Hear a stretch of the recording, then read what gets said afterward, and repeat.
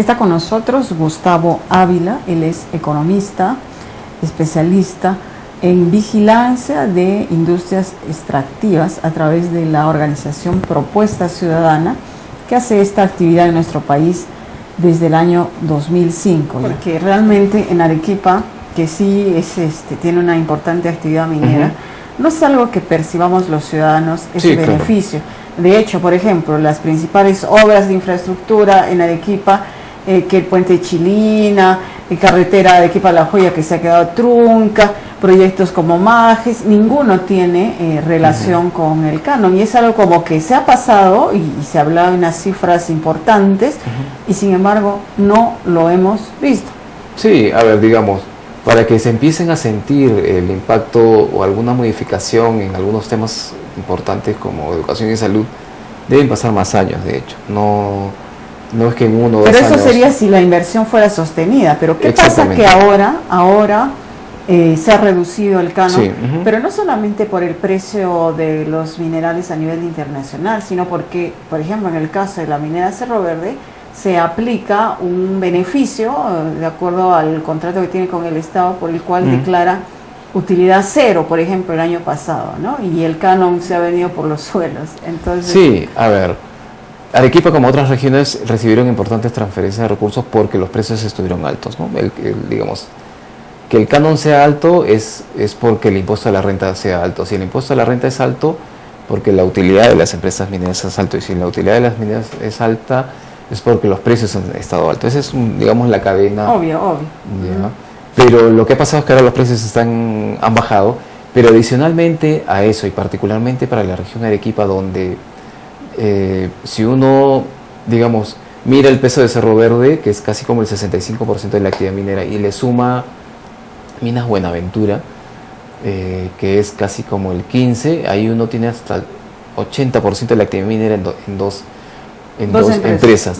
Y lo que hagan estas dos empresas, o el resultado que tengan, va a afectar a la futura transferencia por canon. ¿Qué ha pasado particularmente con Sociedad Minera Cerro Verde? Es que en el marco de su ampliación, no sé si exactamente han reinvertido las utilidades. Eso quizás habría que consultarle no solamente a la empresa, sino a la Dirección General de Minería o al Ministerio de Energía y Minas. Pero no acostumbran dar esa información, es decir, no hay transparencia en ese... Sí, digamos. De hecho, el contrato se mantuvo, el último contrato de estabilidad tributaria se mantuvo 2 años en calidad de secreto, ¿no? Recién lo han liberado posteriormente. Yo creo que esta es la oportunidad de preguntarle a la empresa y sobre todo al Estado. Yo creo que más al Estado que a la empresa. En el sentido de que, a ver, ¿me puedes tú explicar, Estado, Gobierno Nacional, por qué es que Cerro Verde específicamente, porque es la consulta, arrojó utilidad cero? Una hipótesis que se esboza es: utilizó o echó mano de este beneficio de la reinversión de utilidades. Parece que no, porque cuando uno revisa los estados financieros que cuelga la empresa Cerro Verde en la Bolsa de Valores, no encuentra referencia a ello. Pero uno podría entender entonces que tamaña inversión requiere un financiamiento, quizás están pagando ese financiamiento o están empezando a depreciar ya los activos que digamos que forman parte de la ampliación, de la compra de materiales, de los edificios que se han construido o la maquinaria también que se adquirió. Toda esa maquinaria tiene que depreciarse contablemente conforme pasan los años. Entienda, ¿el Perú veló por sus intereses o estos contratos de los que gozan las empresas son demasiado concesivos, como algunos creen? Hay muchas opiniones que dan cuenta de que en realidad el Estado, el Perú tiene una constitución política que le brinda mucha facilidad al sector privado. Es una constitución pensada en un contexto en los 90 que salía de los 80 cuando el Perú estaba en crisis y que limita mucho el accionar del Estado. En otros países, ahí yendo a la pregunta, sí generaron, digamos, distintos mecanismos para poder capturar más renta, lo que se llama renta justa o justicia fiscal, en el sentido de que son mis recursos como país, yo tengo que recibir una retribución adecuada y puedo generar los mecanismos que desee, siempre y cuando sin desincentivar la inversión. Yo creo que, por ejemplo, las empresas mineras, particularmente es lo que estamos conversando, obtuvieron importantes ganancias en la época de los precios altos. Y es más, si estuvieron dispuestos a compartirlas, sino por algo, no es que aceptaron el óvulo minero que se dio en el año 2006, ¿no? Bueno, se llama le dicen óvulo minero, pero se llama Programa Minero de Solidaridad con el Pueblo, donde las empresas de sus utilidades netas se desprendieron hasta en un 3% para destinarlos a fondos sociales. Claro, esa plata no entró al fisco nacional, pero sí, digamos que dio muestras de que las empresas podían, digamos, compartir parte de las ganancias que obtenían con el Estado peruano. Ya lo hicieron a partir del 2011, pero en realidad ya empezaron a caer los precios, y además estos nuevos mecanismos se descuentan para el cálculo de impuesto a la renta. Ya, entonces, o sea, siempre había una ventaja, ¿no? Sí, digamos que al final... Bueno, y hablando de transparencia, hay una iniciativa mundial para transparencia en industrias extractivas, justamente, que el Perú está suscrito, lo hace a nivel nacional, por eso que me extraña que, por ejemplo, en Arequipa no sepamos, y como usted dice, estamos especulando si habrá aplicado, ¿por qué no funciona esto en Arequipa actualmente? Esta iniciativa que viene del año 2005, por lo menos para el Perú, ya digamos, para el año 2006 ha habido avances interesantes en el sentido de que a partir de los estudios que se han hecho bajo esta iniciativa EITI, Iniciativa por la Transparencia en las Industrias Extractivas, EITI por sus siglas en inglés, ha generado 5 reportes que permiten cubrir del año 2004 hasta el año 2014 y permite ver allí cuánto es el impuesto a la renta que pagan las empresas. Ojo, que el impuesto a la renta es protegido por ley, pero en el marco de esta iniciativa las empresas mineras que se adherieron han dado esa información, lo cual es un punto interesante y favorable para la transparencia. A ver, la reinversión es un beneficio que nace en los 90. ¿Para quiénes? En general para todas las empresas en el Perú, pero se focalizaron en las empresas mineras para que puedan así, digamos, ampliar su producción y por ende en un momento de mayor producción, de hecho todos ganamos. Pero hablamos de grandes empresas, porque una pequeña empresita no puede hacer uso de eso. No, digamos que el Perú necesitaba pues inversiones grandes, ¿no?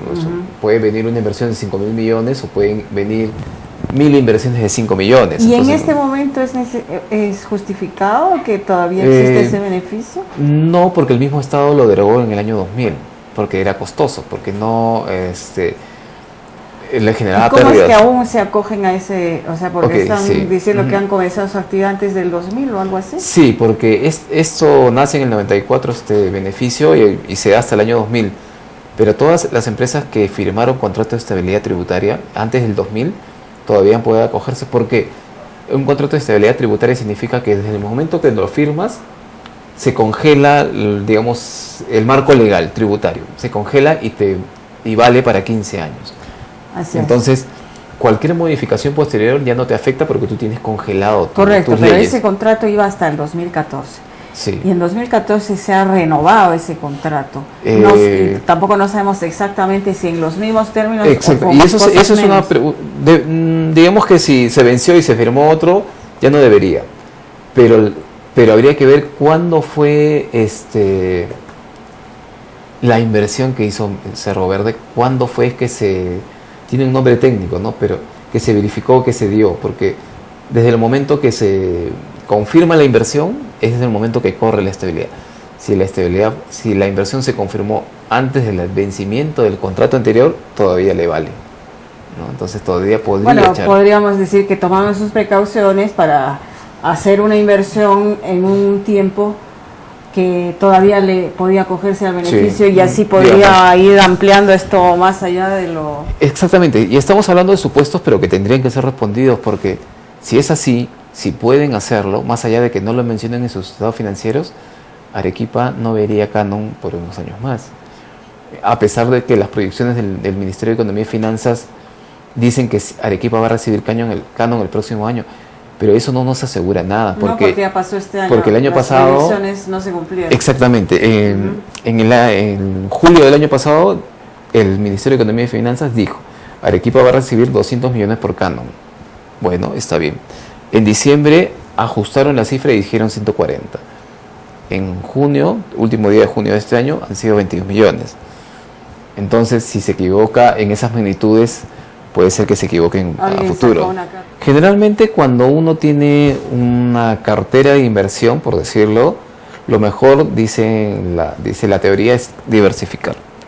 Porque si tenemos todas nuestras inversiones en una sola empresa, ¿qué pasa si esa empresa quiebra? De hecho, nuestras inversiones van a valer cero o nada. Lo que tenemos que hacer es diversificar nuestro paquete, porque puede ser que unas caigan y las otras suben, entonces ahí como que podemos sostener ahí la situación. Pero eso que está pasando en el Perú también con la minería, digamos, no a ese nivel, pero estamos corriendo ese riesgo, puntualmente en Arequipa. Sí, y sobre todo en las municipalidades pequeñas, donde la transferencia por canon llega a representar casi el 95% del financiamiento, de las inversiones. Entonces, si el canon cae 10 veces, las inversiones pues se van a tener, las que empezaron se van a tener que paralizar, las que estaban programadas no se van a tener que llevar a cabo. Y quizás si ya terminó y están esperando que le paguen, no le pagarás, ¿no? O sea, no podemos estar esperanzados en una sola actividad minera. Finalmente, como ciudadanos, además de presionar a nuestras autoridades para que sean más vigilantes, sean más firmes en la defensa de los intereses colectivos, ¿es cierto? ¿Qué podemos hacer los ciudadanos frente a situaciones como esta? Yo creo que allí hay varios caminos, yo vería dos. Primero, exigir a partir de lo que nos permite la ley, que es solicitar información. La ley nos permite enviar cartas a las entidades públicas y solicitar información que consideramos que sea pública. ¿Ya? Allí nosotros podemos hacer un ejercicio de ciudadanía, pero además también cuando ya se tienen los recursos, vigilar que se usen bien, ¿no? El famoso control ciudadano también es importante en la medida que pues es una luz más adicional que apunta y que es un reflector hacia las obras que se hagan bien. Es decir, estamos mirando, ¿no? Como ciudadanos también estamos mirando, no solamente la Contraloría o el gobierno regional o local, sino también los ciudadanos podemos estar atentos a que se usen bien los recursos. No esperemos pues que al final se descubran sorpresas, ¿no? Negociados. Recuerde nomás usted cuando en el año 2013 el ministro Castilla decía, aplaudamos la gestión de César Álvarez en Ancash, porque es el gobernador que más gasta, que mejor gasta, ¿no? Sí, ha gastado, era la estrella, todos deberían ser como él. Y cuando ya pasó el tiempo y se empezaron a descubrirse indicios y bueno, según el Poder Judicial, pues hay hechos flagrantes, que más bien era toda una maquinaria para, digamos, para sacarle provecho, ¿okay? Y eso, digamos que tiene en parte responsabilidad. Ancash, que era quien mayor canon recibía en todo el Perú, ¿no es cierto?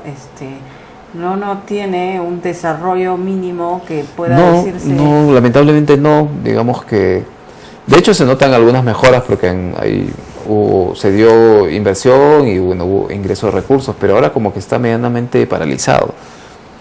No solamente porque la Contraloría congeló parte de sus cuentas el año pasado y creo que todavía los mantiene, sino porque los recursos han caído y también la desconfianza, ¿no? Ya el privado no va a querer hacer negocio o negocio o digamos obra con las autoridades.